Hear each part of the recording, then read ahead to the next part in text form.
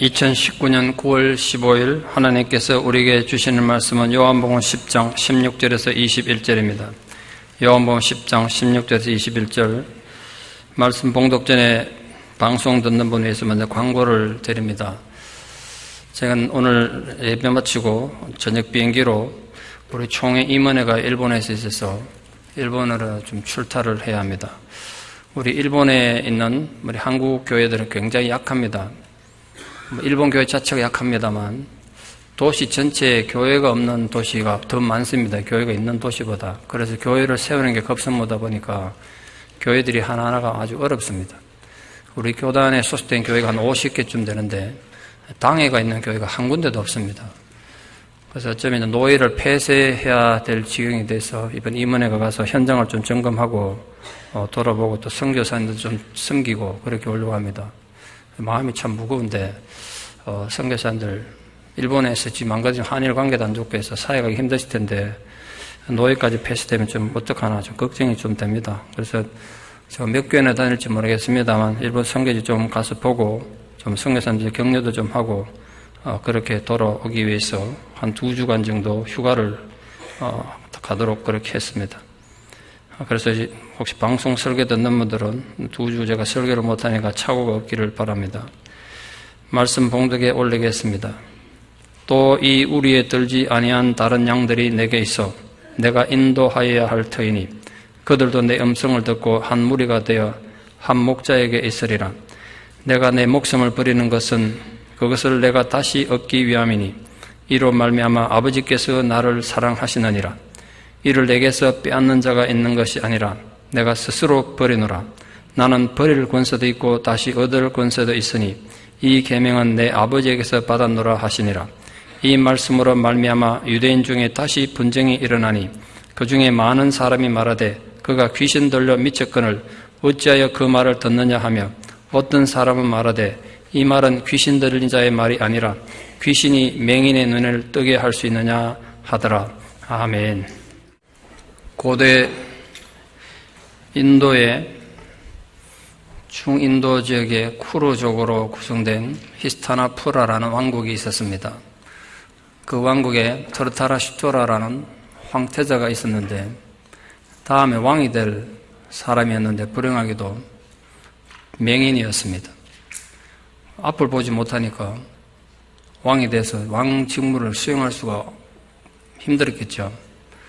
그래서 결국 왕이 되지 못하고 동생 판두에게로 왕권이 올라갔습니다. 판두는 5명의 아들을 두고 제위한 지 몇 년 안 돼서 병들어 죽고 말았습니다. 문제는 그 이후에 발생했습니다. 그 다음 왕이 누가 될 거냐 해서. 여러분 생각 같으면 누가 그 다음 왕이 돼야 됩니까? 이 트르타라슈트라에겐 아들이 무려 100명이나 있었는데요. 아들을 100명이나 얻었어요. 그 100명의 아들들이 상대방은 지금 사촌이 5명밖에 안 되잖아, 아들이. 원래 우리 아버지가 왕이 돼야 되는데 아버지 앞을 못 본다고 삼촌한테 왕권이 넘어갔으면 또 삼촌이 또 몇 년 왕위도 재임 못하고 죽었으면 우리가 당연히 왕이 돼야 되는 거 아니냐. 뭐 그럴만 하죠, 또. 아들들 입장에서. 근데 판두 아들들은 무슨 소리냐. 지금 현직 왕이 우리 아버지인데 현직 왕의 아들들이 왕이 돼야지. 그래서 왕자들 간에 내전이 벌어졌어요. 사촌들이죠, 사촌들끼리. 쿠룩세트라라는 평원에서 전쟁이 벌어졌다고 역사에서는 쿠룩세트라 전투라고 이름 붙이고 있습니다. 제가 읽은 역사책에서는 연도를 정확히 알 수 없다 이렇게 적어놨더라고요. 굉장히 중요한 전쟁이죠. 그런데 판두의 5 아들 중에 셋째였던 이 아라주나라는 왕자가 고민에 빠졌어요. 그것도 사촌들끼리 평소에 사이가 좋고 그랬던 것 같은데요. 또 사랑을 나누고 피를 나눈 형제들인데 어쨌든 간에 왕권을 놓고 서로 싸우면서 죽고 죽이는 게 이게 말이 되냐. 그래서 고민이 돼서 차라리 이럴 바에는 내가 사촌들한테 죽임당하고 왕권을 준행해놨지 이 형제 간에 피비린 나는 전쟁이 웬 말이냐. 고민에 빠졌어요. 그때 아르주나에게 외사촌 형제면서 또 친구라고 할 수 있는 크리슈나가 있는데 크리슈나는 사실은 이 힌두교의 지혜의 신으로 굉장히 중요한 신인데 신이 인간의 모습을 입고 왔다 뭐 그렇게 표현하고 있습니다. 전투 중에는 이 아르주나의 마차를 몰아주는 마부 역할을 해서 마부라고 이렇게 알려져 있습니다. 근데 이 친구가 굉장히 똑똑했던 것 같아요. 이 친구가 이 아르주나 왕자를 설득합니다. 그래서 노래로 가르치는데 그 노래를 트로타라 슈트라가 듣는 형식의 이 책이 만들어져요. 그 내용은 전쟁을 지금 하는데 이 왕권의 탐욕을 위해서 하는 전쟁이 아니고 정의를 위한 전쟁이다. 전쟁은 무사의 의무 아니냐. 네가 만약 나가서 전쟁에 나가서 죽어도 좋다. 왜냐하면 죽으면 천국 갈 거니까. 만약 전쟁에 승리하면 인간들에게 영웅이 되는 거 아니냐. 그 전쟁을 회피하지 말라고. 그 전쟁을 해야 될 이유를 설명하면서 18장으로 된 700편의 노래로 가르쳤는데 그 속에 온갖 인간에 대한 지혜나 이런 것들이 많이 들어있어요. 그 책을 이름을 바가바드 기타라고 합니다. 바가바드 기타. 바가바드란 말은 존귀한 자 이런 뜻이고 기타란 말이 노래인데요. 그 존귀한 자가 부르는 노래, 또 존귀한 자를 위한 노래 이런 뜻입니다. 이 쿠룩셰트라 전투가 18일간 벌어져서 결국 아르주나 이 왕자들 쪽이 이겨서 왕권이 이어져 갑니다만 그래서 그런지 몰라도 18장으로 된 이 책입니다. 힌두교 최고의 경전이에요. 힌두교의 경전이 많은데 그게 최고의 경전입니다. 이 바가바다 기타는 크게 3가지 주제를 다루고 있는데 물론 그 중에 여러 가지가 등장합니다만 제일 중요하게 등장이 요가인데 요가. 여기도 요가 하시는 분 많죠. 건강을 위해서 막 이렇게 요가 하잖아요. 지금. 그게 힌두교에서 나온 거예요. 몸을 그렇게 부드럽게 해가지고 신을 섬기고 뭔가 잡념에서 자유하자고 이렇게 몸을 비트는 요가가 그렇게 생겼습니다. 그 3가지 요가가 있는데 신의 요가, 신을 향한 헌신과 사랑을 표현하는 요가. 그리고 행위의 요가라고 해서 삶을 도덕적으로 또 의를 행해가지고 영혼의 구원을 얻기 위한 요가. 그리고 지혜의 요가라고 해서 무엇이 진리인가를 탐구하기 위한 요가. 이 3가지가 있습니다. 이 바가바드 기타는 읽어보신 분은 아시겠습니다만 마하트마 간디 자서전에 아주 자주 등장해요. 그리고 서구에 아주 뛰어난 철학자들, 사상가들에게 많은 영향을 줬고 문학가들이 영향을 줘서 많은 문학에 철학 작품이 자주 등장해요. 저도 그 책들 읽으면서 도대체 바가바드 기타가 뭔가 굉장히 궁금했죠. 비교 종교학 할 때 알게 된 거죠. 아, 이 책이 이런 책이구나. 제가 왜 뜬금없이 힌두교 경전인 바가바드 기타를 지금 말씀하는지 아시겠습니까? 여러분, 힌두교 이 바가바드 기타를 믿는 힌두교도가 한 7억 4천만쯤 돼요. 대부분 분들이 바가바드 기타가 뭔지 처음 듣는 분이 많을 텐데 이제 질문이 안에 있는 거예요. 9억 명 넘는 힌두교 신자들은 우리 기독교인들의 관심 밖의 사람들인가? 그들은 기독교 입장에서 구원받지 못하는 어리석은 존재들이니까 그냥 우리가 욕만 하고 비판만 하고 손가락질만 하고 있으면 되는 것인가? 이게 이제 질문입니다. 여러분 대답 어떻습니까? 우리 생각이나 우리 대답보다 주님은 힌두교도 같은 사람들 향해서 어떤 생각을 갖고 계실까? 주님은 그들을 뭐라고 불렀는가? 오늘 본문이 그걸 다루고 있습니다. 그래서 제가 예를 우리로 아주 멀리 떨어진 힌두교를 예를 든 것뿐인데 한마디로 힌두교도처럼 우리에게는 전혀 관심 밖의 존재들인데 주님은 그들을 나의 양인데 아직 우리에 들지 못한 양들 이렇게 불렀어요. 오늘 본문은 분명히 서로 나눠지는 3가지 다른 주제가 나열된 것 같은데 사실은 한 번만 더 생각해 보면 하나의 주제를 관통하고 있습니다. 첫 번째 다룰 주제는 예수님의 관심은 지금 눈앞에 있는 유대인들이나 제자들이 아니었어요. 주님에게는 주님을 따르는 제자들뿐 아니라 주님의 우리에 구원의 우리에 들지 않은 더 많은 양들이 있었어요. 비록 그들이 지금은 그 구원의 우리에 들지 못했지만 그들도 언젠가는 내 음성을 듣고 이 우리 안에 들어와서 한 무리가 되는 것, 이게 예수님이 바라는 거란 거예요. 우리에 들지 않은 양은 유대인만이 아니라 구원받지 못한 모든 이방인을 가리키는 거죠. 그러므로 우리에 들지 않은 양들을 인도해야 한다고 오늘 예수님 말씀하신 것은 예수님이 애초에 세상에 오실 때 목적이 모든 인류를 구원하시려는 계획을 갖고 오셨음을 의미하는 거예요. 그 유대인이라는 종족을 뛰어넘어서 팔레스타인이라는 지리적 한계를 넘어서 전 세계 전민족을 향한 주님의 구원 계획을 말씀하신 것입니다. 그럼 도대체 우리는 우리는 무엇을 상징하는가?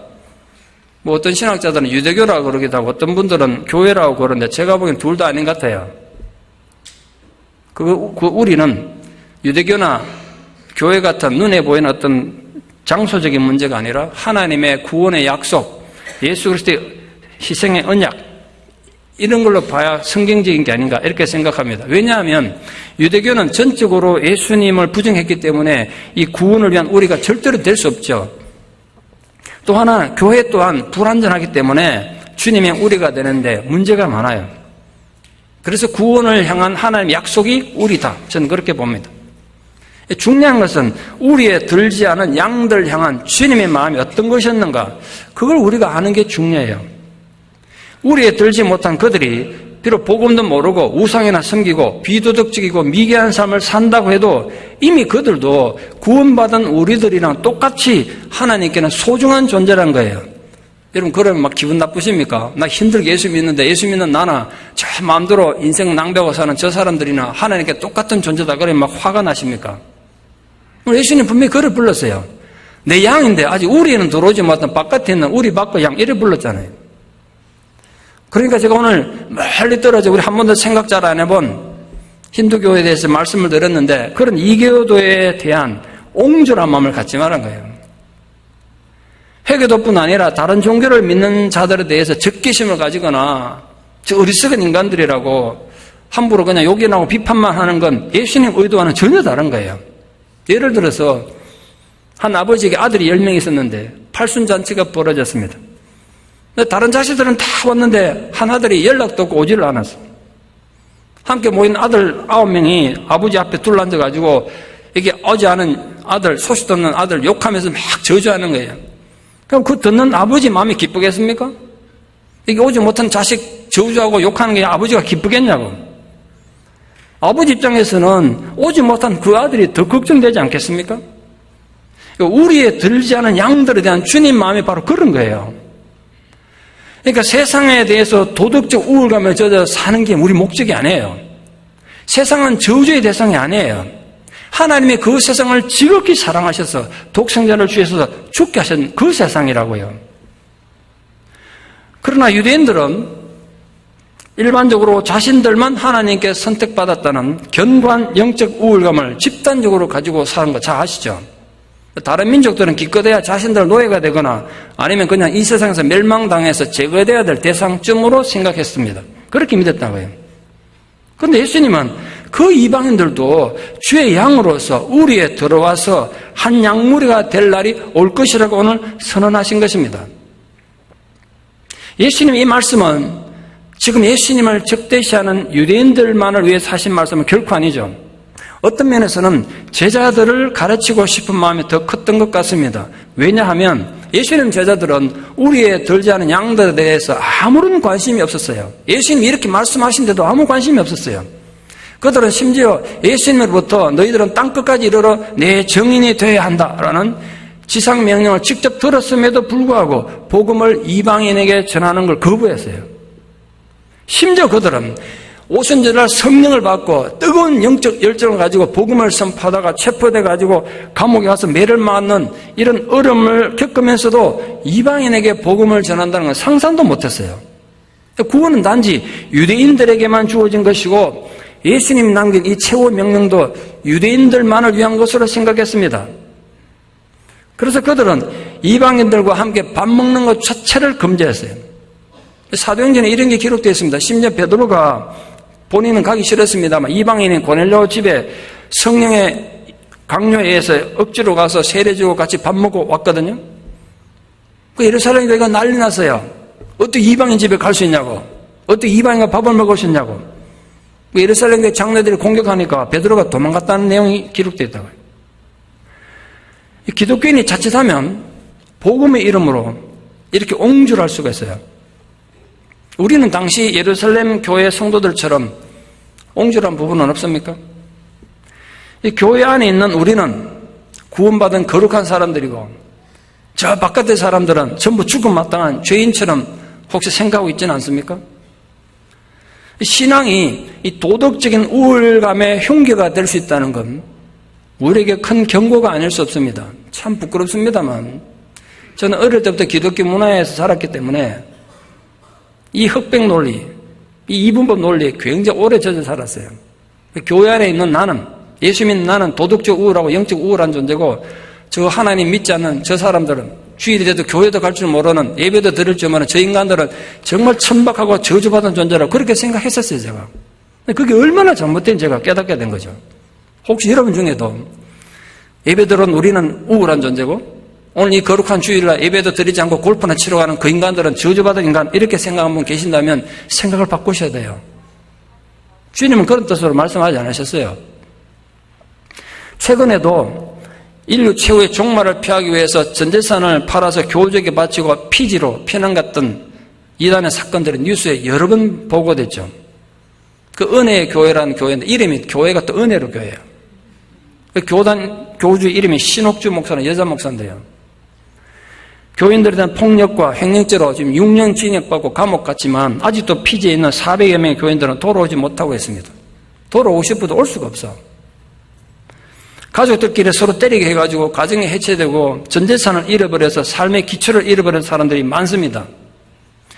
이 비극의 출발점은 나쁜 교주가 사람들 안에 있는 이기심과 어리석음을 이용한 거예요. 세상에 종말이 오든 말든 우리만 살면 된다. 그러니까 우린 빨리 피하러 가자. 그래서 피지로 간 거예요. 그렇게 성도들을 조종한 그 교주는 정말 나쁜, 오늘 예수님 표현하면 이리 같은 존재라고 할 수 있죠. 오늘 본문은 우리에 들지 않은 양들에 대한 주님의 마음이 어떤 것인지를 우리에게 분명히 보여줍니다. 오늘도 우리가 살아가면서 마주치는 인간이 마주한 모든 장벽과 분열과 차별을 극복하고 하나 되게 하는 유일한 가능성은 그들이 같은 하나님 자녀로 한 양무리가 되었을 때만 가능해요. 지금 나라와 나라의 긴장이 얼마나 어렵습니까? 중동 지역에 또 전운이 감도는데 전쟁은 안 나야 될 텐데 걱정이 많습니다. 한 나라 안에도 분열된 계급과 계급이 또 그리고 지금 미국이나 한국 사회처럼 철저히 사상과 세대 간의 분열된 사회도 하나 될 수 있는 마지막 희망은 정치가 아니라 예수 그리스도의 한 우리 안에 한 양물이 됐다는 깨달음이에요. 저는 그걸 믿어요. 그래서 교회들 책임이 크다고 생각해요. 제가 아무리 봐도 미국을 봐도 그렇고 한국을 봐도 그렇고 정치는 희망이 없는 것 같아요. 그렇다면 우리에겐 부정할 수 없는 소명이 있어요. 우리가 진정 예수님으로 인해서 부름받은 주님의 양들이라면 우리에 들지 못한 그들에게 혼란스럽고 문제만 이 세상을 향해서 주님의 사랑을 전해야 될 엄숙한 책임이 있는 것입니다.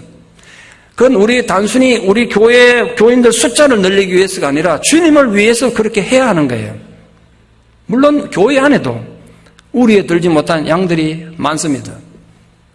예배는 나오지만 예수는 믿지만 하나님 말씀이 갖는 위로와의 능력을 한 번도 체험해보지 못한 그런 양들 얼마나 많습니까?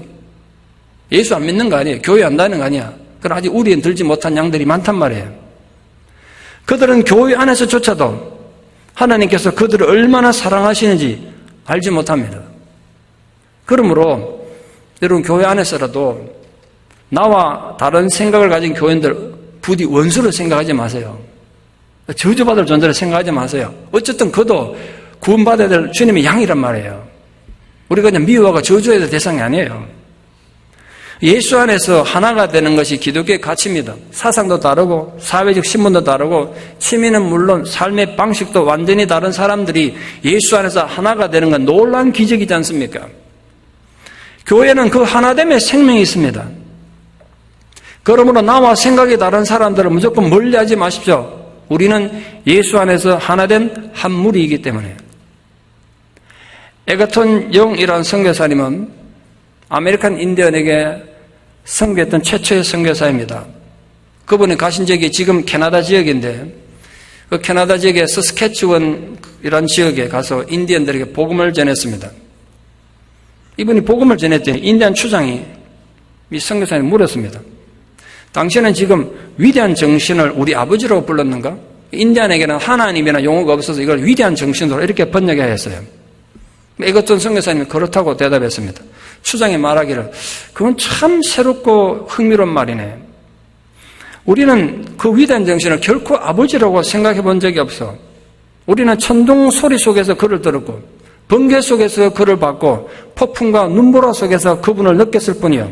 그 결과 우리에게 그 신이란 존재, 위대한 정신은 두려움의 대상이었을 뿐이에요. 그런데 그 위대한 정신이 우리 아버지라니. 이 나이든 추장이 아주 감격에 젖어서 잠시 말을 멈추면서 이 에거턴 선교사에게 이렇게 물었습니다. 선교사 양반, 당신은 지금 그 위대한 정신을 당신들의 아버지라고 부른다고 했어? 뭐 그렇다고 선교사가 대답하니까. 그리고 그 위대한 정신이 우리 인디언의 아버지라는 거지. 그걸 물었어요. 선교사는 역시 그렇다고 그러니까 이 나이 많은 추장이 얼굴에 한박 웃음을 띤 채로 일어나서 이 선교사는 포옹하면서 이렇게 말했어요. 그렇다면 당신과 나는 형제요. 여러분 잘 들어보십시오. 태어나서 한 번도 하나님에 대해서, 예수님 복음에 대해서 듣지 못했던 서구의 사람들에선 미개한 존재로 보이던 인디안 추장이 복음을 전한 선교사의 말을 듣고 당신이 하나님을 믿고 나도 하나님의 자녀라면 너와 나는 형제라고 말했다는 게 역사적 사실이란 말이에요. 선한 목자 되신 예수로 인해서 비록 우리에 들지 못한 양이라고 해도 한 목자를 둔 한 무리 양떼가 될 수 있다는 살아있는 증거가 아니겠습니까? 그 인디언하고 그 백인 선교사가 만날 확률이 얼마나 되겠어요? 근데 그날 그들은 형제가 됐단 말이에요. 그러므로 진정한 그리스도인은 우리 밖에 죽어가는 영혼들에 대해서 무관심하거나 정죄하는 것이 아니라 깊은 관심과 연민의 마음을 가져야 하는 겁니다. 그게 우리 의무란 말이에요. 우리에 들지 않은 그 양들을 주님은 어떻게 우리로 인도하십니까? 바로 이미 우리 안에 들어와 있는 다른 양들을 통했습니다. 우리 안에 있는 양들은 그러므로 바깥에 있는 양들을 비판하거나 판단하지 않습니다. 하나님 은혜를 전해야 되기 때문에 더 겸손하고 더 진실하게 그들을 대해야 합니다. 사실 우리가 구원을 얻었다고 해도 우리들이 얼마나 연약한 존재입니까? 얼마나 자주 넘어집니까? 그런데도 오늘 주님은 연약한 우리들을 통해서 우리 바깥에서 방황하는 다른 양들을 구원하기를 원하세요. 우리를 통해서 그들을 구원하기를 원하신다고요. 우리들 마음에 다른 영혼을 불쌍히 여기는 그 긍휼한 마음이 넘쳐나기를 바랍니다. 우리 교회가 그런 교회가 좀 됐으면 좋겠어요. 미움과 분노의 마음을 버리고 겸손과 진실한 마음으로 우리에 들지 않은 양들을 양의 문이 되신 주님의 울타리로 인도해가는 그런 우리 교회 성도가 되기를 진심으로 축원합니다. 두 번째로 그 우리에 들지 않은 그 양들을 살리기 위해서 예수님은 스스로 선택하신 것이 있습니다. 바로 자신의 권위로 스스로 목숨을 버리는 것이었습니다. 사실 우리도 조금만 생각해 보면 우리에 들지 않은 양들 아니었습니까? 그런데 그 우리를 위해서 예수님이 스스로 목숨을 버렸다는 거예요. 주님은 온 우주보다 소중한 당신의 생명을 우리 밖에 있는 양들인 우리들을 위해서 기꺼이 희생하셨어요. 우리가 그만큼 가치 있고 소중한 존재라는 주님의 선언입니다. 그러니까 나 자신뿐 아니라 지금 나하고 좀 생각이 안 맞고 나하고 뜻이 다르더라도 내 이웃 그들도 역시 하나님의 소중한 존재라는 걸 인정하셔야 돼요. 예수님은 자신의 목숨을 버릴 권세도 있지만 다시 얻을 권세도 있다고 오늘 말씀하셨습니다. 빌라도가 예수님을 신문하면서 이렇게 말했죠. 내가 너를 놓아줄 권세도 있고 십자가에 못 박을 권세도 있는 줄 모르느냐? 그렇게 큰 소리 쳤습니다. 그러나 실제로 빌라도는 아무런 권세가 없었습니다. 예수님의 목숨을 빼앗을 자가 아무도 없었어요. 예수님은 자신의 목숨을 자신의 권위로 버리셨습니다. 이 사실이 너무나 중요해요. 비록 유대 종교 지도자들의 모함과 제자들의 배신과 빌라도의 비급한 재판이 함께 작용해서 예수님의 억울한 죽임을 당한 것처럼 보이는 게 사실이지만 진실은 아닙니다.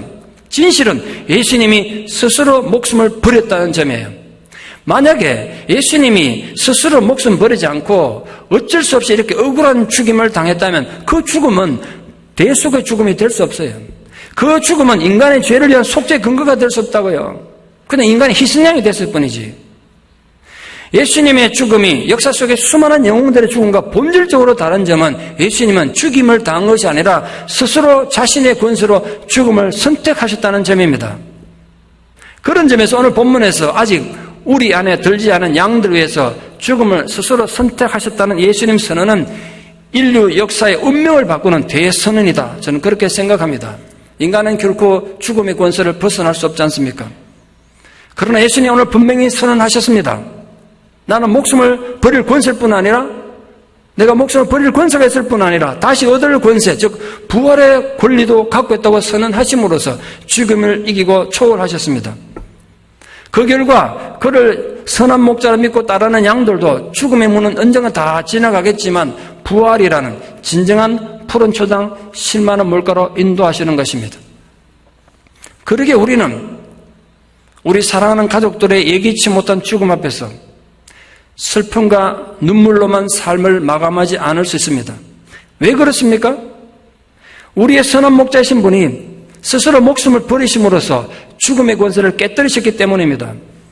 그래서 우리 역시 그 죽음의 권세를 이기고 부활이라는 언약을 약속해 주셨기 때문입니다. 근데 그 양떼를 위해서, 어리석은 양떼를 위해서 아들이신 예수님이 목숨을 버리는 것이 하나님 계명이었대요.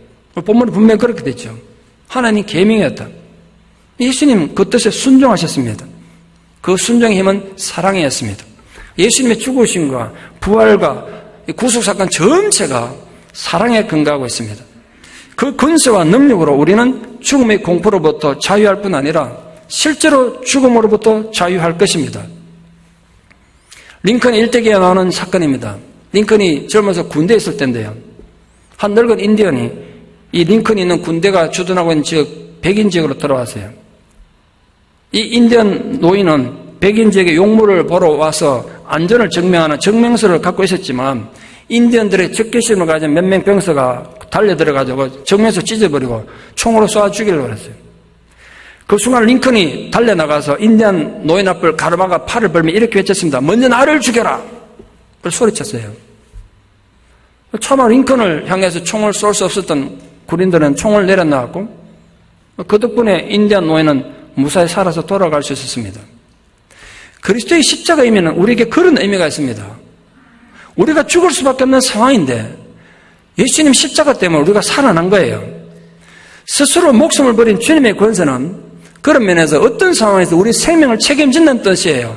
육신이 우리가 원치 않는 상황에서 질병으로 죽을 수도 있고 사고로 죽을 수도 있지만 그 죽음이 우리의 전부가 아니란 말이에요. 우리 죽음 앞에 주님이 막아서서 영원한 부활로 인도에 가셨다는 거예요. 우리 그걸 믿는 자들이지 않습니까? 세상의 어떤 권세도 나를 위한 그 십자가를 무효로 만들지 못합니다. 예수님이 이 세상에서 많은 사역을 하셨습니다만 예수님이 하셨던 가장 영광스럽고 중요한 사역은 스스로 목숨을 버린 것입니다. 아버지가 아들을 그토록 사랑하신 이유도 아들이 이 어리석은 양들을 위해서 목숨을 버렸기 때문이란 거예요. 세상에 자기 아들이 죽었는데 기뻐하는 아버지가 어디 있습니까? 오늘 본문에 분명히 보십시오. 내가 스스로 목숨을 버리니까 아버지가 그것 때문에 나를 기뻐한다고 되어 있지 않습니까? 하늘 아버지께서는 당신의 독생자가 죽는 걸 기뻐하셨습니다. 이유는 우리에 들지 않은 양들을 구하기 위해서였습니다. 그러니까 아버지와 아들이 그 점에 있어서는 생각이 같았던 것입니다. 잊지 마십시오. 우리가 어떤 실패와 고통과 좌절감에 젖어 있더라도 우리에 들지 못한 양떼를 살리려고 주님은 스스로의 권세로 죽어주셨습니다. 그리고 죽음의 권세를 넘어 부활하셨다는 사실. 그러므로 우리 또한 이 땅을 사는 동안 죽음의 권세에 영향받지 않고 죽어서도 영원한 부활의 언약 가운데 들어가는 확실한 언약을 가진 백성으로 살아가기를 축원합니다. 마지막 세 번째로 우리에 들지 않은 양들을 살리기 위해서 스스로 목숨을 버린다는 이 예수님 선언은 유대인들에게 큰 오해를 불러일으켰습니다. 이 유대인들의 반응은 크게 두 가지로 나눠졌는데 첫째는 대부분의 유대인들은 많은 유대인이 되는데 대부분의 유대인들은 예수가 귀신들로 미쳤다는 거예요. 미쳤어. 예수가 귀신들로 미쳤으니까 왜 저런 인간 말을 듣냐 이거죠. 예수님이 귀신 들렸다고 주장하는 그 사람들은 어떤 사람들이냐면 하나님 말씀을 연구하는 자들이었습니다. 누구보다도 하나님에 대해서 안다는 자들이었습니다. 그러나 결국 그들은 하나님을 전혀 몰랐고 하나님께 속한 자들이 아니었음을 증명한 거예요. 두 번째로 소수의 유대인들은 맹인의 눈을 뜬 거 봐. 그걸 봐서 귀신 들린 건 아니라고 반응했습니다. 물론 그들도 날 때부터 맹인했던 자의 눈을 뜨게 한 것에만 주목했지 예수님이 메시아라는 걸 깨달았다거나 예수님은 그들의 구주로 고백한 것이 아니라 단지 미친 건 아니다. 귀신 들린 건 아니다. 그 정도에 머물렀습니다. 정도의 차이는 있었지만 모두가 예수를 구원을 가져다 준 선한 목자로 인정한다는 거부한 자들입니다. 잘 들어보십시오. 세상 안에서 선을 행하고 자신의 목숨까지 바쳤는데도 세상은 그를 향해 귀신 들렸다고 비판하고 욕한다면 그 세상에 대해서 우리는 어떤 자세를 가지고 살아야 될까요? 신앙인의 자세는 어때야 될까요? 여러분, 이 세상에서 선을 행하고 의를 행하게 사는데도 세상 사람들로부터 미쳤다고 손가락질 받고 저 인간은 귀신 들렸다고 비판받는다면 그때 우리는 어떻게 해야 될까요? 제가 설교 준비하기 위해서 일부러 논어를 또 꺼내 읽어봤어요. 논어에 이런 말이 있습니다. 임부지이 불온이면 불력군자호라. 뜻이 뭐냐면 세상 사람들이 나를 몰라줘도 성내지 아니하니 이 또한 군자가 아니겠는가, 이런 내용입니다. 예수님은 유대인들이 자신을 몰라줘도 전혀 영향받지 않았습니다. 귀신 들렸다고 손가락질해도 변명조차 하지 않았습니다. 너희들이 나한테 이럴 수가 있냐, 내가 무슨 일을 했는데, 그러지 않았어요. 그저 자신이 할 일을 묵묵히 했을 뿐이에요. 그러니까 오늘 우리가 진정 예수의 제자라면, 그리고 부활의 확신과 구원의 확신으로 죽음의 공포를 극복한 사람들이라면 세상이 나를 알아주든 몰라주든 성낼 필요가 있겠습니까? 내가 욕 좀 먹는 거 뭐 그리 대수겠습니까? 왜 모든 일에 사람들 눈치만 살피고 나는 욕 먹으면 안 된다는 집착에 사로잡혀 있습니까? 우리에 들지 않은 양을 우리로 이끌어야 되는 책임을 가진 성도들은 공자가 말한 군자보다도 삶에 대한 확신, 구원에 대한 확신이 없어서야 되겠습니까? 오늘 어리석은 유대인들은 예수님에 대해서 오해했듯이 하나님에 대해서도 심각한 오해를 하고 있었습니다. 그들은 누구보다도 하나님 잘 안다고 생각했지만 하나님을 전혀 몰랐어요. 완벽히 하나님에 대해서 오해를 했습니다. 이민아 목사님 잘 아시죠? 정말 아까운 분인데 젊은 나이에 돌아가신 지 딱 5년쯤 지났습니다. 이민아 목사님이 공부를 워낙 잘해서 이화여대 영문과를 조기 졸업했습니다. 3년 만에 졸업했습니다. 얼마나 공부를 잘했는지. 22살 때 아버지 이혜령 박사의 극심한 반대를 무릅쓰고 사랑하는 그 남자 김한길과 결혼을 했습니다. 아버지가 반대를 굉장히 했어요. 아마 이혜령 교수님이 김한길을 보고 그 인상을 보고 좀 반대했나 봐요. 22살 딸은 아버지 가슴에 대못을 받고 결혼하고 미국으로 유학을 갔어요. 이제 아버지 결혼 반대하는 걸 결혼했으니까 지원을 잘 못 받았나 봐요. 지금도 그렇습니다만 그때도 유학생들이 합법적으로 돈을 벌 수 없기 때문에 굳은 일 해가면서 로스쿨 다니면서 애 키워가면서 애까지 넣었던데 공부하니까 얼마나 힘들었겠습니까? 그분 적은 간정적이 보니까 어떨 때는 집에 정말 쌀이 딱 떨어지고 먹을 게 딱 떨어진 때도 있었다는데 그래도 아버지에게 말할 수 없었어요. 왜냐? 내 결혼이 잘못되지 않았다는 것. 아버지 그래 반대한 결혼했지만 내 선택이 틀리지 않았다는 걸 보여주기 위해서 힘들어도 죽을 힘을 다해 참았습니다. 근데 그 불같은 사랑도 치켜가고 결혼한 지 4년 만에 이혼하고 말았습니다. 남편과 이혼하니까 이제 살아갈 방법도 없고 공부도 힘들어서 어린 아들 품에 안고 한국으로 돌아가서 아버지 앞에 섰습니다. 그 발걸음이 얼마나 힘들었을까요? 여러분 어떠한 여러분 자식 그러면 맨 먼저 뭔 소리가 나오겠습니까? 아버지 가슴에 뒷모습 받고 그래 갔으면 잘 살아야지. 4년 만에 이혼이 뭐냐? 이러지 않았겠어요? 이민아 목사님도 아버지가 얼마나 화를 내고 자기 욕할지 두려움 속에 아버지 앞에 서서 눈물만 흘리고 있는데 아버지가 뜻밖의 야단을 친 게 아니라 이렇게 말했어요. 아내 보고 이민아 목사님 어머니 보고 애가 너무 말라서 뭐 좀 먹여 이러고 나가시더란 거예요. 그 딸에 대한 애틋한 마음을 그렇게 표현하신 거죠. 그때 이민아 목사님 깨달았대요. 자기 간증집에 이렇게 적어놨더라고요. 아버지가 나를 내친 게 아니라 내가 아버지를 떠난 것이었다. 난 아버지에 대해서 너무나 오해하고 있었다. 아버지 잘 몰랐다는 거예요, 자기가.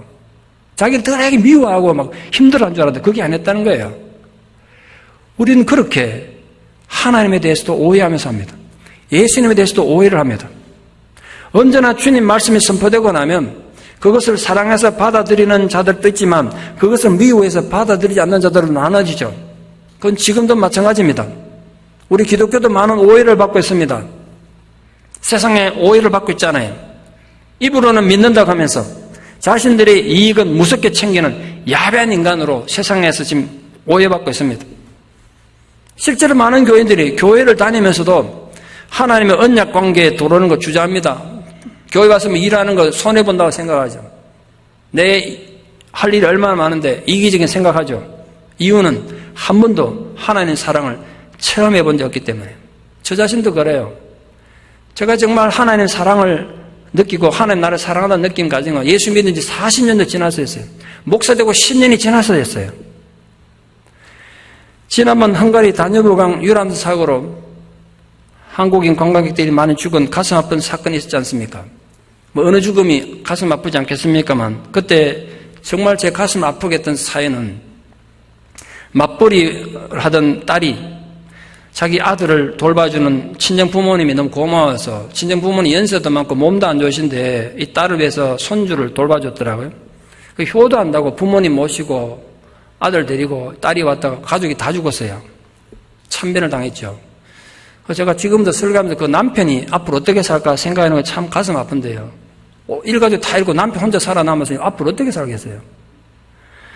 시신을 찾지 못해서 너무 고통스러웠는데 나중에 시신이 발견됐는데 할머니가 손자를 꽉 끌어안고 죽어 있었어요. 물속에서. 그걸 한국 구조대원들이 발견했는데 소방대원들이 그 시신을 보고 다 눈물을 흘렸다는 거예요. 그 상황을 한번 상상해 보십시오.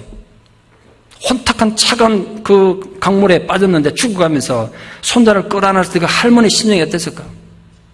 나는 죽더라도 이 손자는 좀 살아는 좋겠다 간절함이 있었기 때문에 죽어가면서도 어두운 강물 속에서 그 차가운 강물 속에서 손주를 끌어안고 죽었던 거 아니겠습니까? 그게 사랑 아니면 뭐가 사랑이겠어요? 여러분 하나님은 우리를 그렇게 사랑하세요. 십자가에서 그렇게 우리를 사랑하며 죽어가셨어요. 우리가 하나님을 실망시키고 때로는 하나님을 미워하면서 떠나가도 그분은 우리를 떠난 적이 없으세요.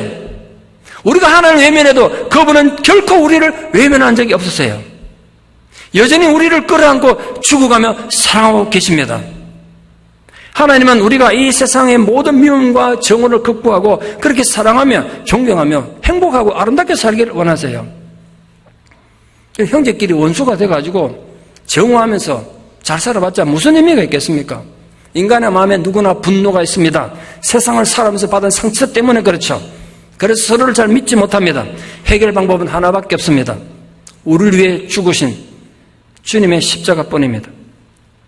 하나님이 원하시는 것은 우리의 그 분노하는 마음, 그 미워하는 마음이 아니라 그게 아름다운 마음으로 바뀌어서 세상이 아름답게 바뀌는 거 아니겠습니까?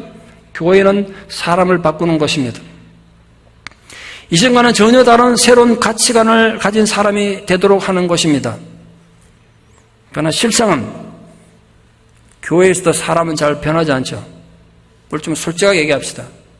교회 다니면 사람이 쉽게 바뀝니까? 잘 안 바뀌죠. 열심히 예배 다니고 누구보다 기도도 많이 하고 선교도 다니고 봉사도 하는데 거짓말하는 사람은 여전히 거짓말하고 교만한 인간은 여전히 교만합니다. 교회를 열심히 다니면서도 불성실한 사람은 여전히 태만하고 이기적인 사람은 여전히 이기적입니다. 그 이유가 뭘까요? 바로 예수를 제대로 만나지 못했기 때문입니다. 아직도 주님의 그 우리에 들어가지 못한 양이었기 때문에 그렇습니다. 그러니까 우리가 기독교라는 울타리 안에 교회라는 울타리 안에 있다고 저절로 사람이 변하는 게 절대로 아니에요. 평생을 믿었는데도 변하지 못한 사람 참 너무나 많이 봤어요. 본인은 아주 교만하게 신앙생활 잘한다고 모든 걸 지적하고 가르친다. 제가 보기에는 참 걱정스러운 사람 많으세요. 걱정스러운 사람 많아. 기독교의 본질은 어려움에 있는 사람 좀 도와주는 데 있지 않습니다. 근본적으로 새 사람을 만드는 데 있습니다. 그러므로 교회에서 사람이 바뀌지 않으면 세상 어느 곳에서 변하겠습니까? 변하지 않는 거죠. 왜 교회에 회개의 눈물이 없습니까? 왜 예배만 마치면 세상을 향해서 그렇게 쉽게 달려갑니까? 아직도 자신의 모든 삶의 가치와 의미가 교회가 아니라 말씀이 아니라 하나님이 아니라 세상에 있다고 생각하기 때문입니다. 부디 내 마음에 모두 원망과 시비를 버리십시오. 비판하는 마음을 버리십시오. 내가 막 잘나봐야 얼마나 잘났다고. 내가 어떻게 지리를 다 한다고. 나의 운명과 나의 성공이 예수 그리스도 안에 있는 것을 믿습니까? 나의 모든 필요와 모든 인간의 생사화복이 오직 그분 안에 있음을 믿습니까? 믿으십시오. 우리 모든 미래가 주 예수 그리스도 안에 있습니다. 여러분의 삶은 어디에 가치를 두고 살고 있습니까? 끊임없이 더 가지려고 추구합니까? 남들보다 좀 더 높이 올라가기 위해서 안달이 나 있습니까? 여러분 아십니까? 인간은 역사를 단 한 번도 자기가 원한 욕망대로 다 가졌던 인간은 전혀 없었습니다. 인간은 절대로 자기가 욕망하는 거 다 가질 수는 없습니다. 그래서 우리 그리스도인의 마지막 죽음도 예수 그리스도의 최후처럼 하나님 앞에 복종이 되어야 합니다. 오늘도 우리 안에 들지 않은 양을 위해서 스스로 권세로 십자가 위에서 죽어가고 있는 주님을 바라보십시오.